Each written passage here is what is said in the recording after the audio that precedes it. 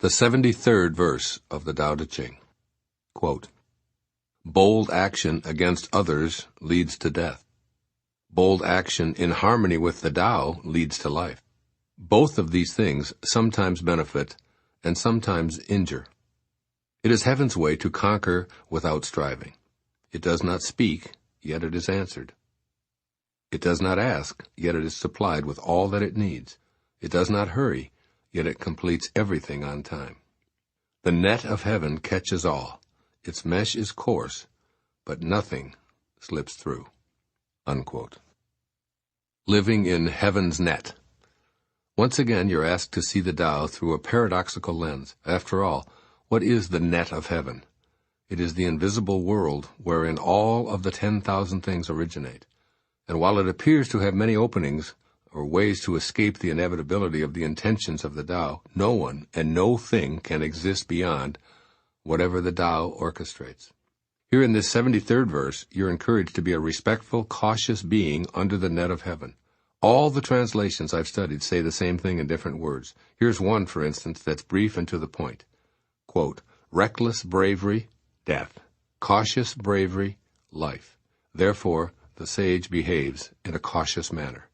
Unquote. So Lao Tzu is asking you to change the way you look at bravado and courage. Rather than seeing these qualities as admirable, he asks you to be less of a dauntless hero and more vigilant and alert in order to live the great way. Note that the way of heaven is to eschew bold actions and remain cautious. Lao Tzu offers you 4 examples of how the net of heaven holds everything within its grasp without having to be forceful or reckless, and you're encouraged to emulate that in all of your undertakings as well. 1. It is heaven's way to conquer without striving. See how the Tao is peaceful, silent, and always the conqueror. No human can command the sun to cool down, ocean currents to stop, winds to subside, rain to cease, or crops to quit growing. This is all handled naturally and perfectly, without any effort by the Tao. Nature always wins because the Tao simply does it all without needing to attack or strive. Be like this and relax in heaven's net. Secondly, it does not speak, yet it is answered. Heaven's net is invisible and silent. The force that provides you with every breath and holds the universe together at the same time does so without commanding, without yelling, or even mildly cajoling. So be in harmony with heaven's way by being more cautious and reserved. Listen more and speak less, trusting that your answers will come to you without any notice and most assuredly without any screaming. 3.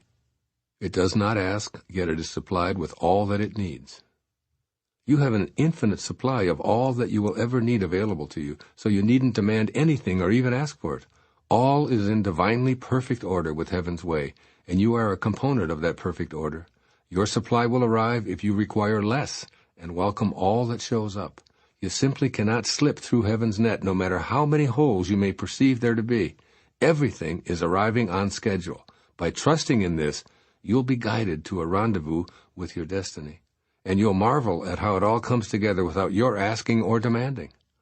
And 4, in this 73rd verse it says, "It does not hurry, yet it completes everything on time." How can the Tao hurry up?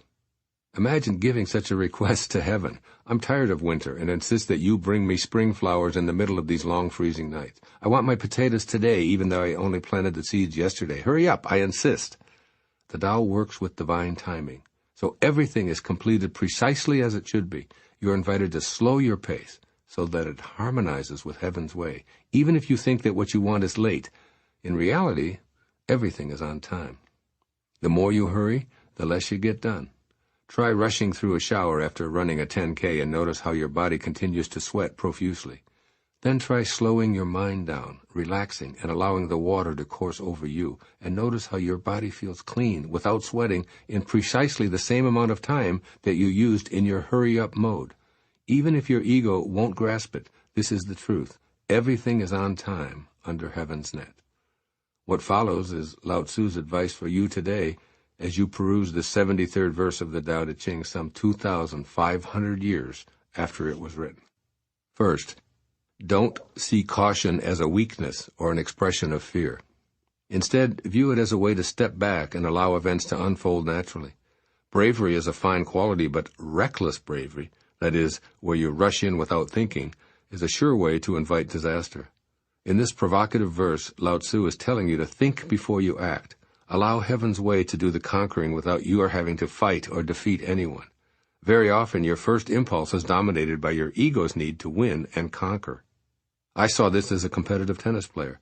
By not striving, I'd often emerge victorious over younger, stronger, and sometimes more talented players. The reckless overhitting of the ball by my opponent would cause him to make unnecessary errors, while I stayed in the backcourt and simply returned the ball in what appeared to be effortless harmony.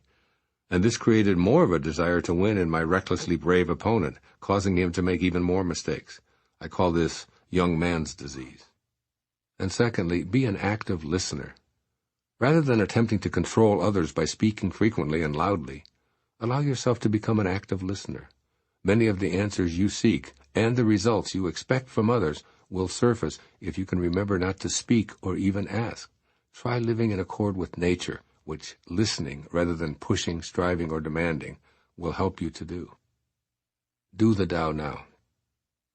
I decided to go for a 1-hour non-action walk after writing this chapter of the 73rd verse, to simply observe how everything under the net of heaven is working perfectly. I noticed the silent sun nourishing the land and providing light for us all. I stepped back and watched bees flitting back and forth between flowers, and stood there amazed by the invisible life force growing green bananas in a clump at the top of a tree. In all, I was just an observer of the divine, invisible, silent, effortless Tao at work, realizing that while it's in no hurry, it's still getting everything done on time. Those green bananas will ripen in due course, but today, I just love the energy that creates, nourishes, and prepares them to appear for my breakfast someday. Today I urge you to take a similar non-action walk for an hour, and note how nothing slips through the net of heaven.